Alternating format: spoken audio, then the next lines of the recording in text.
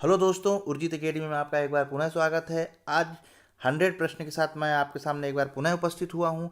काफ़ी महत्वपूर्ण क्वेश्चन है और ये विगत कुछ वर्षों में आए हुए प्रश्न हैं, तो इस दृष्टि से और भी महत्वपूर्ण हो जाते हैं। तो चलिए दोस्तों, हम शुरू करते हैं प्रश्न उत्तरी फॉर्मेट में मध्य प्रदेश जीएस के महत्वपूर्ण क्वेश्चन। सबसे पहला प्रश्न है, मध्य प्रदेश का पुनर्गठन कब हुआ है? जी हाँ दोस्तों, मध्य प्रदेश का जो पुनर्गठन है वो हुआ है 1 नवंबर 1956 को। ठीक है, यानी B is a right option. इसके बाद जो है अगला जो क्वेश्चन है कि मध्य प्रदेश के गठन के समय कुल संभाग और जिले की संख्या कितनी थी? तो दोस्तों उस समय जो है जिलों की संख्या थी 9 संभाग और 43 उस समय जिले थे, यानी A is a right option. Madhya Pradesh किस भूभाग का हिस्सा है? तो दोस्तों मध्य प्रदेश गोंडवाना लैंड का भाग है। ठीक है, किसका भाग है? गोंडवाना लैंड का भाग है। दोस्तों ये प्रश्न आया हुआ है, काफ़ी महत्वपूर्ण प्रश्न है। जितने वीडियो दोस्तों महत्वपूर्ण प्रश्नों से संबंधित मैं आपको दे रहा हूँ 100 क्वेश्चन, इससे 1 से 2 बार जरूर देखें, जिससे कि एग्जाम में अगर आए तो ये आपसे आसानी से बन जाए। चलिए दोस्तों अगला प्रश्न देखते हैं। 4th नंबर का प्रश्न है कि मध्य प्रदेश में जो कर्क रेखा है कितने जिलों से होकर गुजरती है? तो दोस्तों मध्य प्रदेश में जो कर्क रेखा है वो 14 जिलों से गुजरती है। ठीक है, अब मैं आपको उसका एक एक करके नाम बताता हूँ कि कौन कौन से जिले हैं जो कर्क रेखा से गुजरती है। तो हम बात करेंगे पश्चिम से लेके पूर्व की ओर। ठीक है, पश्चिम से लेके पूर्व को, यानी ये ऐसा, तो हम ऐसी बात करेंगे। तो जो सबसे पहला है, वो जो सबसे पहला है रतलाम हो गया, उज्जैन, आगर मालवा, राजगढ़, सीहोर, भोपाल, विदिशा, रायसेन, सागर, दमोह, कटनी, जबलपुर, उमरिया और शहडोल। दोस्तों इस तरह से 14 जिले होते हैं। ध्यान रखिएगा, अगर इनमें से कोई ना हो तो समझ लीजिए वो आंसर में नहीं है। तो मध्य प्रदेश में कर्क रेखा कितने जिलों से गुजरती है? 14 जिलों से। तो इसका आंसर होगा ए इज ए राइट ऑप्शन। मैं एक बार फिर से रिपीट कर देता हूँ, कर्क रेखा कितने जिलों से गुजरती है। तो सबसे पहले आएगा रतलाम, उज्जैन, आगरमालवा, राजगढ़, सीहोर, भोपाल, विदिशा, रायसेन, सागर, दमोह, कटनी, जबलपुर, उमरिया और शहडोल। ठीक है, फिर 5वां प्रश्न है, मध्य प्रदेश से किस जिले में भारतीय मानक समय रेखा गुजरती है? तो दोस्तों जो मानक समय रेखा है जो कि नैनी से, जो इलाहाबाद में वहाँ से जो गुजरती है, तो वो नीचे आती हुई ये कहाँ जाती है? मध्य प्रदेश के सिंगरौली से टच होती है, यानी D is a right option. 5वें का डी आंसर है। 6 नंबर क्वेश्चन है कि मध्य प्रदेश के किस जिले में सीमा राजस्थान और गुजरात को स्पर्श करती है, यानी इन दोनों को स्पर्श करती है? दोस्तों झाबुआ जिला है। ठीक है, झाबुआ जिला है। झाबुआ जिला क्या किस में टच करता है? राजस्थान और गुजरात दोनों को टच करता है। ठीक है, चलिए हम अगला प्रश्न बात कर लेते हैं। सब 7वां प्रश्न है, मध्य प्रदेश का राष्ट्रीय नाट्य कौन है? नाटक कौन सा है? नाटक या नाट्य कौन सा है? तो दोस्तों मार्च, ए इज ए राइट ऑप्शन। ठीक है, मार्च बहुत इंपॉर्टेंट है दोस्तों। जितने प्रश्न बता रहा हूँ मैं 100 के 100, पिछले कल 100 क्वेश्चन पे हमने बात की थी और आज 100 क्वेश्चन की हम फिर बात कर रहे हैं। ये एक प्रकार का रिवीजन है। जिस तरह से एग्ज़ाम काफ़ी नज़दीक है, चाहे कांस्टेबल को है या एमपीपीएससी का, उस दृष्टि से जो है ये रिवीजन है और बहुत ही आसानी से इससे प्रश्न आएंगे। क्योंकि प्रीवियस ईयर में चाहे आप देख लीजिए, चाहे व्यापम का हो या पीएससी का, इसमें से एग्ज़ाम आए हुए हैं, एग्ज़ाम में क्वेश्चन आए हुए हैं, तो इस बार भी आने की संभावना है। क्योंकि एक प्रश्न को बहुत सारे फॉर्मेट में बनाया जा सकता है, तो उस फॉर्मेट में आएगा, पर आने की पूरी संभावना है। ये दूसरा वीडियो है, यानी ये 200 क्वेश्चन हो जाएंगे। इस तरह से अभी और वीडियो कंटिन्यू ये आते रहेंगे। अब हम बात करते हैं क्वेश्चन नंबर 8 की। 28 मई 1948 को जो मध्य भारत राज्य के प्रमुख किसे नियुक्त किया गया था? ठीक है, तो नियुक्त किया गया था जीवाजीराव सिंधिया को। क्योंकि जितने रियासतें थी, सारी रियासतों को क्या हुआ? विलय कर दिया गया। जब विलय कर दिया गया तो ये क्या हुआ? एक संगठित भारत का गठन हुआ। तो उस समय जो मध्य भारत था उसका प्रमुख बनाया गया था जीवाजीराव सिंधिया को। 9th प्रश्न है कि मध्य प्रदेश में कुल कितने स्थलों को यूनेस्को ने विश्व धरोहर सूची में शामिल किया है? दोस्तों पहले 3 था, लेकिन 7 दिसंबर 2020 को यूनेस्को ने 2 और धरोहर, मध्य प्रदेश में जो ग्वालियर के किलो का रत्न है, मध्य प्रदेश में ग्वालियर और ओरछा, इन दोनों को शामिल करने से अब संख्या हो गई है 5। ठीक है, कितनी संख्या हो गई है? 5। पहले थी खजुराहो, सांची और भीमबेटका, अब हो गई है खजुराहो, सांची, भीमबेटका, ग्वालियर और ओरछा। चलिए आगे हम बात करते हैं। 10वां प्रश्न है, भारत के किस राज्य में सर्वाधिक अनुसूचित जनजाति पाई जाती है? तो वो है मध्य प्रदेश। 11th नंबर का क्वेश्चन है। ठीक है, इसका पहला प्रश्न है, कभी ऐसे प्रश्न आए कि जिसमें मध्य प्रदेश भी एक ऑप्शन में हो, तो 8%, 99 नहीं बोल रहा हूँ, 98% चांसेस होता है कि वो एमपी होगा, क्योंकि एग्जाम एमपी का हो रहा है तो पॉसिबिलिटी होती है कि एमपी ही का ऑप्शन होता है। 11th की क्वेश्चन की हम बात करें तो मध्य प्रदेश से किस प्रकार की जलवायु पाई जाती है। दोस्तों ये प्रश्न आया हुआ है एमपीपीसीएस में। इसका आंसर है ए, उष्णकटिबंधीय मानसूनी जलवायु पाई जाती है। ठीक है। अब वन भी इसी प्रकार पाए जाते हैं, क्योंकि जैसी जलवायु होती है उसी प्रकार जो है वन पाए जाते हैं। दोस्तों अगर किसी भी देश, किसी भी महाद्वीप या किसी जिले की अगर स्थिति, वास्तविक स्थिति जानना है तो वो जलवायु बहुत डिसाइड करती है। ठीक है। जलवायु से पता चलता है कि वहाँ किस तरह के वन पाए जाते होंगे, वहाँ किस तरह की फसलें होंगी, यहाँ तक कि वहाँ पर किस तरह का खान पान, ये सारी चीज़ें जलवायु जो है डिसाइड करती है। तो ना 11th प्रश्न का जो आंसर है वो है ए। 12th की हम बात करें तो मध्य प्रदेश में जो धारबाड़ की चट्टानों का सर्वाधिक विस्तार किन जिलों में है। ठीक है, धारबाड़ चट्टानों की, तो ये है ऑप्शन नंबर सी, बालाघाट एवं सिवनी में जो है इनका बहुत ही विस्तार है। ठीक है। धारबाड़ ही जो चट्टानें हैं यहाँ पर ही जो है तांबा और मैग्नीज चीज़ें पाई जाती हैं, क्योंकि सबसे ज़्यादा कहाँ पाई जाती है मैग्नीज और तांबा, ये बालाघाट में। तो ये धारबाड़ चट्टानें कहाँ हैं, बालाघाट और सिवनी में। दोस्तों ये पूरा क्षेत्र में है, ध्यान रखिएगा, कभी पूछा जा सकता है कि धारबाड़ एवं चट्टानें प्रदेश में कहाँ पाई जाती है, तो आपको याद होना चाहिए बालाघाट एवं सिवनी। अगर सिवनी नहीं होता, अगर सिंगल एवं जितने ऑप्शन है केवल एक ऑप्शन होता तो बालाघाट इसे राइट आंसर, पर इसमें जो है सिवनी भी है लगा हुआ है, तो इसलिए जो है बालाघाट और सिवनी। अगर इसी में अगर छिंदवाड़ा भी होता तो वो भी उसका आंसर होता। चलिए आगे बात करते हैं 13 नंबर की। मध्य प्रदेश में किस जिले में सर्वाधिक तालाबों से सिंचाई होती है। जी हाँ दोस्तों, सर्वाधिक तालाबों से सिंचाई होती है बालाघाट से। ठीक है। अगर बालाघाट के अलावा यहाँ पे सिवनी होता तो सिवनी भी से राइट आंसर। बालाघाट बहुत चीज़ों में बहुत महत्वपूर्ण है, यहाँ मिनरल्स बहुत पाए जाते हैं, यानी खनिज बहुत पाए जाते हैं, तालाबों से सिंचाई होती है, साथ ही साथ यहाँ चावल की मात्रा भी बहुत होती है, फॉरेस्ट भी बहुत है और वर्षा भी बहुत होती है, यानी जहाँ वर्षा ज़्यादा होती है वहाँ फॉरेस्ट होते ही हैं। ठीक है, इतनी चीज़ों से जो है ये बालाघाट संपन्न है। अब 14 नंबर का प्रश्न है कि मध्य प्रदेश के पन्ना जिले में हीरे की प्राप्ति किस प्रकार चट्टानें पाई जाती है। ठीक है, तो वह कुड़प्पा, किस प्रकार की, कुड़प्पा प्रकार की चट्टानें पाई जाती हैं। ठीक है। इसके पहले जो है हमने पढ़ा था कि धारवाड़ क्रम चट्टानें कहाँ पाई जाती थी, तो वो पाई जाती थी बालाघाट में। अब कुड़प्पा जो चट्टानें हैं वो पाई जाती हैं पन्ना वाले क्षेत्र में। ठीक है।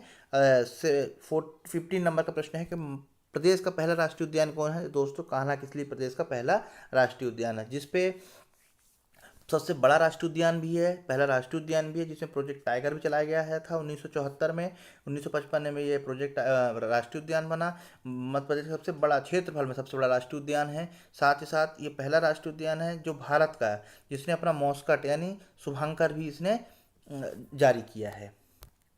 16 प्रश्न है, मध्य प्रदेश का पहला बायोस्फीयर रिजर्व कहाँ और कब स्थापित किया, तो पचमढ़ी तथा 1999 में इसको शामिल किया गया है। ठीक है, स्थापित किया गया है, ए इज ए राइट आंसर।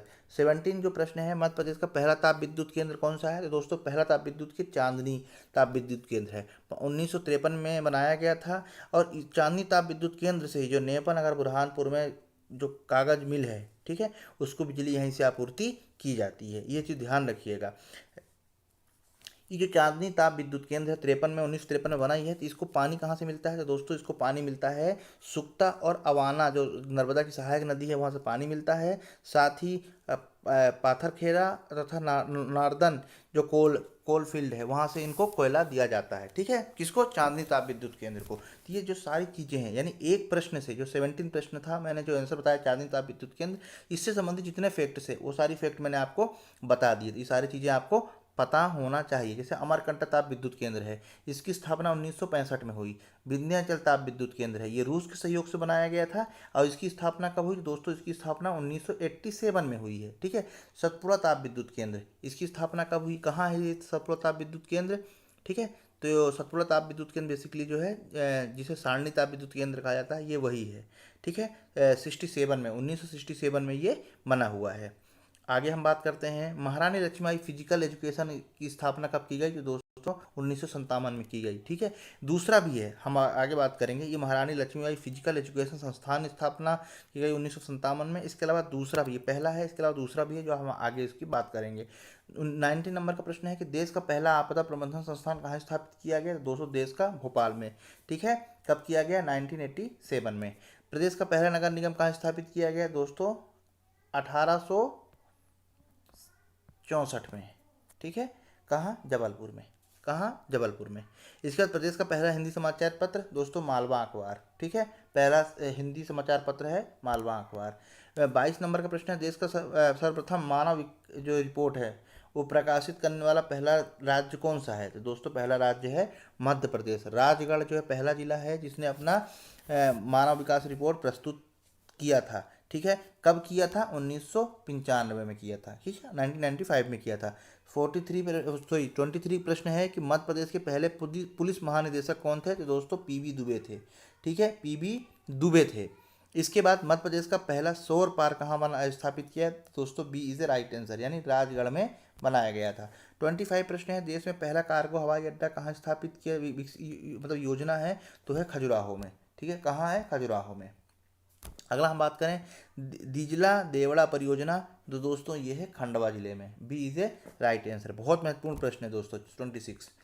27 है, मुगल कालीन खूनी भंडारा कहाँ स्थित है? दोस्तों मुगल कालीन खूनी भंडारा कहाँ स्थित है? तो बुरहानपुर में है, ठीक है, बुरहानपुर में है। बुरहानपुर को दक्षिण का द्वार भी बेसिकली कहा जाता है। 28 है, सुभद्रा कुमारी चौहान सृजन पीठ कहाँ स्थापित है? दोस्तों सृजन पीठ से रिलेटेड मैंने एक स्पेशल वीडियो बना के उर्जित जीएस अकेडमी में अपलोड किया है, तो उम्मीद करता हूँ आप लोग वहाँ से देख पाएंगे। इसके अलावा जो सुभद्रा कुमारी चौहान है सृजन पीठ, ये है ग्वालियर जबलपुर में स्थापित है, ठीक है। इस सृजन पीठ से अक्सर एक नए प्रश्न जो है आता है, जैसे निराला है तो वो बरकतुल्ला भोपाल में है, ठीक है, मुंशी प्रेमचंद है तो वो है उज्जैन में, विक्रम जो विश्वविद्यालय है, ठीक है। तो इसी तरह जो है सुभद्रा कुमारी जो चौहान जी का सृजन पीठ है वो कहाँ स्थापित किया गया है? वो किया गया है जबलपुर में, ठीक है। 29 भरभूत का स्तूप कहाँ है? तो दोस्तों भरभूत का स्तूप सतना जिले में है, यानी B is a right answer. 30 प्रश्न है कि अंतर्राष्ट्रीय मक्का एवं गेहूं अनुसंधान केंद्र कहाँ स्थापित है? तो दोस्तों जबलपुर के खमरिया में, यानी A is a right answer. दोस्तों जितने मध्य प्रदेश में अनुसंधान संस्थान है इससे संबंधित एक special video Urjit GS academy में अपलोड किया गया है, आप वहाँ से उसे कंप्लीट डिस्क्रिप्शन जो है वहाँ से ले सकते हैं, पूरी जानकारी आपको वहाँ पर मिलेगी। तो अभी हम बात कर रहे थे कि जो अंतर्राष्ट्रीय मक्का एवं गेहूं अनुसंधान केंद्र है वो बेसिकली जबलपुर के खमरिया में स्थित है। 31 प्रश्न है, भूषण समारोह कहाँ मनाया जाता है? तो दोस्तों भूषण समारोह मनाया जाता है पन्ना में, ठीक है। जटाशंकर इनका उपनाम है, काल के प्रश्न में हमने बात की थी, जटाशंकर इनका उपनाम है, ठीक है, पन्ना में ये समारोह मनाया जाता है। प्रश्न आया हुआ है कि भूषण कहाँ संबंध रखते हैं? तो वो है पन्ना जिले से, ठीक है। तो 32 है कि तुमैन अभिलेख कहाँ स्थित है? दोस्तों गुना में स्थित है, ठीक है, कहाँ स्थित है? गुना में, सी इज ए राइट आंसर।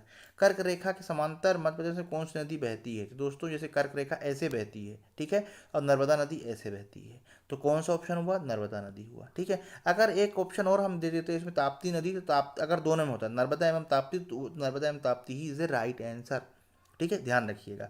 अगर मैं देता इसमें ऑप्शन नर्मदा एवं ताप्ती, नर्मदा एवं बेतवा, तो ये ऑप्शन नहीं होता, नर्मदा एवं ताप्ती से राइट आंसर है। देखिए ये हो गई कर्क रेखा और ये हो गई नर्मदा नदी, और ताप्ती नदी भी बेसिकली ऐसे ही बहती है, ठीक है, 14 जिलों से होकर कर्क रेखा गुजरती है, अभी हमने बात की थी, ठीक है। तो इसका आंसर होगा नर्मदा नदी, यानी D is a right answer.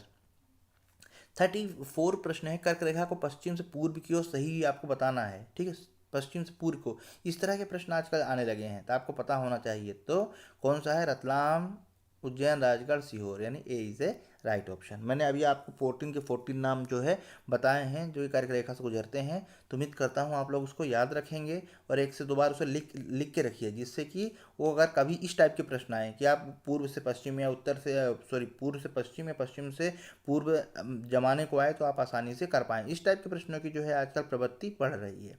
35 प्रश्न है कि मध्य प्रदेश का क्षेत्र के हिसाब से कितने प्रतिशत है? दोस्तों D is a right answer. ये 10% नहीं है बल्कि ये 9.38% है, तो D is a right percent, यानी जो मध्य प्रदेश का क्षेत्र है वो भारत क्षेत्र के 9.38% के बराबर है। 36 है कि मध्य प्रदेश में जंतर मंतर कहाँ स्थापित है? दोस्तों उज्जैन में जंतर मंतर स्थापित है। ऐसे पूरे भारत की हम बात करें तो 5 जगहों पर स्थापित है, जयपुर हो गया, दिल्ली तो है, अक्सर दिल्ली सुर्खियों में रहता है, अपने मध्य प्रदेश के ग्वालियर में है, ठीक है, इसके अलावा वाराणसी में भी है, ठीक है। तो अगला प्रश्न हम बात करते हैं, चौरागढ़ एवं धूपगढ़ किस पर्वतमाला का जो है क्या है? भाग है? तो दोस्तों वो है महादेव पर्वत का भाग है, ठीक है। 38 की हम बात करें तो मध्य प्रदेश का सबसे बड़ा पठार कौन सा है? तो मालवा का पठार मध्य प्रदेश का सबसे बड़ा पठार है। 39 है, मध्य प्रदेश का राज खेल कौन सा है? दोस्तों मलखम्ब है।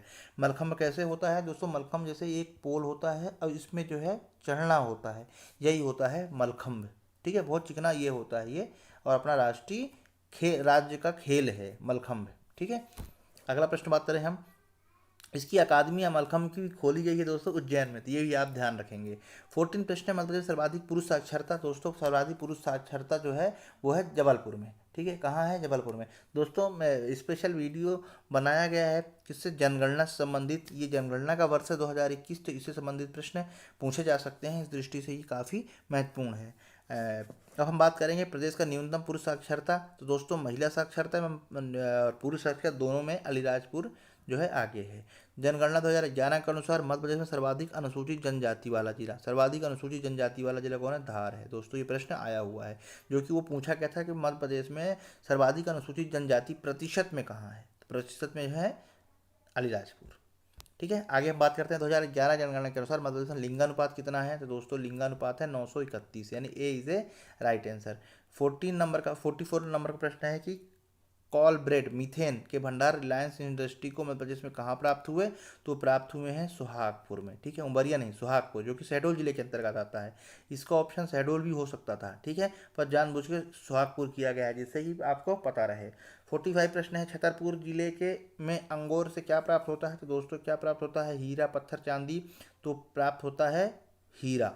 अंगोर के लिए जो है छतरपुर में क्षेत्र है। वैसे तो प्रसिद्ध है पन्ना, किसके लिए? हीरे के लिए, पर क्योंकि वो लगा हुआ जिला है छतरपुर, तो वहाँ पर भी अंगोर में हीरा की प्राप्ति हुई है। अगला हम बात करें 46 में, प्रदेश में फन अभ्यारण्य कहाँ है? एक्चुअली क्या फन नहीं है, ये फेन है, ठीक है। अब इसे फेन कर लेंगे, ये फेन अभ्यारण्य है। ये बेसिकली पाया जाता है कहाँ स्थित है? ये है मंडला, ए इज द राइट आंसर। प्रदेश में कत्था बनाने का कारखाना, दोस्तों शिवपुरी और बानमौर में जो है कत्था बनाने का कारखाना है। देश और प्रदेश का पहला अभ्यारण्य कौन सा जिसमें बाघ परियोजना चालू की गई है? जी हाँ दोस्तों, राता पानी जो अभ्यारण्य है, ये ऐसा पहला अभ्यारण्य है जिसमें कि प्रोजेक्ट टाइगर जो है योजना चलाई जा रही है।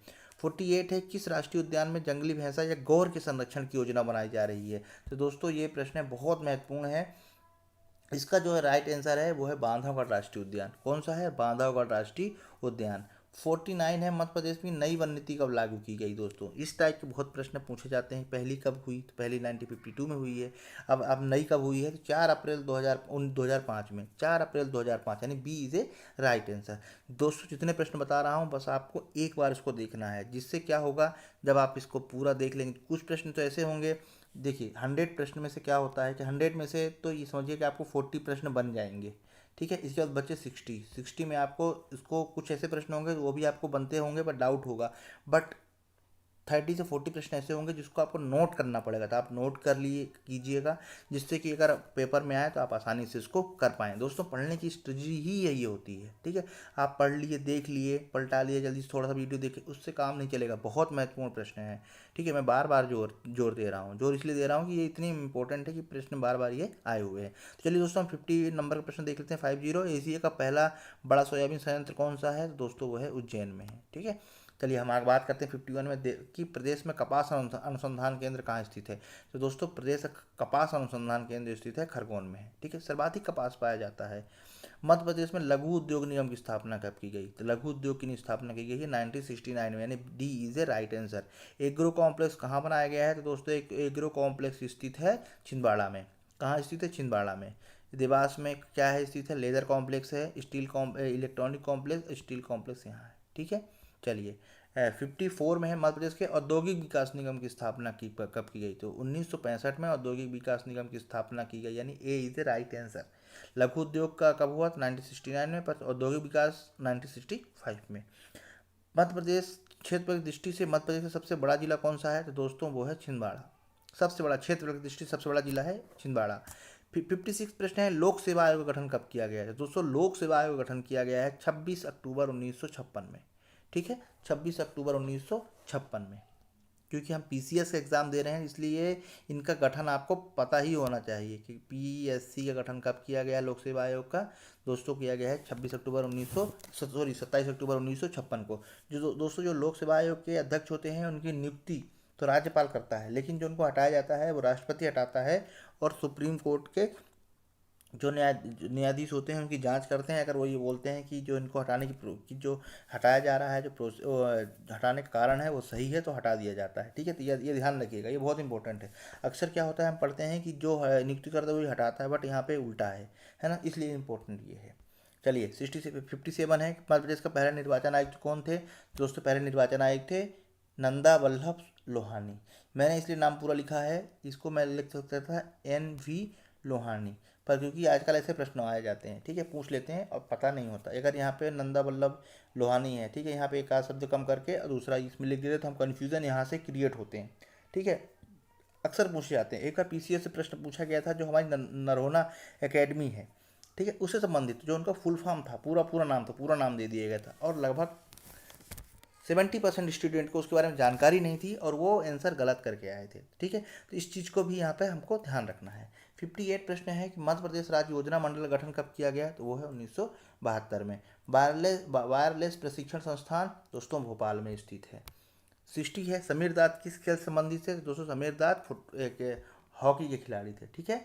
किसके खिलाड़ी थे? हॉकी के। B is a right answer. 61 major Dhyanchand शारीरिक शिक्षण प्रशिक्षण संस्थान मध्य प्रदेश में कहाँ स्थित है? मेजर ध्यानचंद दोस्तों ये है भोपाल में, ठीक है। कहाँ स्थित है? भोपाल में। कर्मवीर का प्रकाशन की संपादक किसने किया था? तो माखनलाल चतुर्वेदी जी ने जो है किया था। होशंगाबाद की बवई से ये बिलोंग करते हैं। 63 है गजानन माधव मुक्तिबोध कहाँ संबंध रखते हैं? जो दोस्तों गजानन माधव मुक्तिबोध जो संबंध रखते हैं वो है श्योपुर, ठीक है। श्योपुर जो मुरैना से अलग होकर जो जिला बना है, जैसे अगर हम बात करें ये मध्य प्रदेश के मैप की, यहाँ कहीं श्योपुर है, ठीक है। ये राजस्थान है, ये यूपी है, तो श्योपुर ये है, मुरैना ये है, भिंड ये है, यहाँ ग्वालियर है, दतिया है, ठीक है। तो आपको ऐसे मैप याद होना चाहिए जिससे पता चले कि कौन सा जिला किस स्टेट के साथ सीमा बना रहा है। तो यहाँ पे हम बात कर रहे हैं गजानन माधव मुक्तिबोध की, तो वो बिलोंग करते हैं श्योपुर से। 64 प्रश्न है तानसेन प्रारंभ में किसके दरबार में थे? तो दोस्तों राजा रामचंद्र के दरबार में थे और यहाँ से अकबर ने बुलाया और उनके दरबार में चले गए। खजुराहो महोत्सव प्रतिवर्ष 1976 में मनाया जाता था, ठीक है। ए इज ए राइट आंसर। जैसा मैंने ये प्रश्न कल भी रिपीट हुआ था, जैसा मैंने आपको बताया था कि जो खजुराहो समारोह है पहले 74 से था, पर 2 साल में मूर्तियाँ वहाँ की विखंडित तोड़ने के कारण जो है उसको 2 साल डिले कर दिया गया, तो 76 में जो है इसको फिर से स्टार्ट किया गया। 66 से प्रेमचंद्र सृजन पीठ, दोस्तों प्रेमचंद्र सृजन पीठ है जो है विक्रम विश्वविद्यालय है उज्जैन में, वहाँ मनाया जाता है, ठीक है। हिंदी ग्रंथ अकादमी की स्थापना कब की गई? तो दोस्तों सबसे पहला कला अकादमी बनी, कब बनी? 1952 में, ठीक है। फिर 1954 में बनी साहित्य अकादमी, फिर इसके बाद जो है क्या बनी? 1969 में। ये शायद यहाँ पे ऑप्शन गलत हो गया है, ठीक है। हिंदी ग्रंथ अकादमी का ये यहाँ पे ये ऑप्शन होना चाहिए 1969 होना चाहिए था, ठीक है। तो ये आंसर ए होगा, बट इसके ऑप्शन चेंज कीजिएगा। क्यों? क्योंकि 1969 ये 9 और 6 में अब वो है, ठीक है। तो हिंदी ग्रंथ अकादमी की स्थापना 1969 में हुआ, यानी 1969 में हुआ है, ठीक है। ये ऑप्शन थोड़ा सा चेंज कर लीजिएगा। 68 में इंदिरा गांधी राष्ट्रीय मानव संग्रहालय की स्थापना 1985 में की गई, नंबर ए। 69 बधाई नृत्य किस क्षेत्र का है? दोस्तों बधाई नृत्य बुंदेलखंड का है, ठीक है, बुंदेलखंड क्षेत्र का है। जोगेश्वरी देवी का मेला लगता है चंदेरी में, अशोकनगर में, ठीक है। 71 प्रश्न है दूधराज पक्षी है को मध्य प्रदेश की किस वर्षगांठ में राजकीय पक्षी घोषित किया गया?